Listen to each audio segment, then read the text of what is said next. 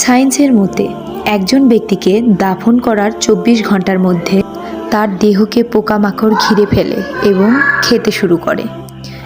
তাতে দুর্গন্ধ ছড়িয়ে পড়ে। এই দুর্গন্ধ আরও পোকামাকড় ডেকে নিয়ে আসে, আর এসব পোকামাকড় দেহের গোস্ত খেতে শুরু করে। ৩ দিন পর নাক ও মুখের অবস্থা পাল্টে যায়। ৬ দিনে হাতের নখ পড়ে যায়। ৯ দিন পর মাথার চুল পড়া শুরু হয়ে যায়। ১৭ দিন পর মানুষের পেট ফুলে পেট ফেটে যায়। ৬০ দিনের মধ্যে শরীরের সমস্ত গোস্ত শেষ হয়ে যায়, আর ৯০ দিনের মধ্যে হাড্ডি আলাদা হয়ে যায়। হিংসা, অহংকার, লোভ, মর্যাদা, বাদশাহী সব মাটিতে মিশে যায়। কিসের এত অহংকার হে মানুষ?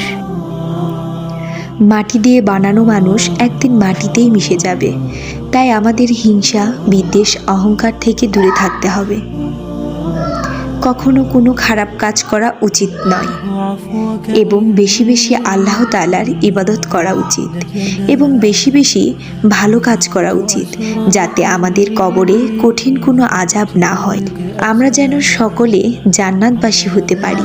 আমিন।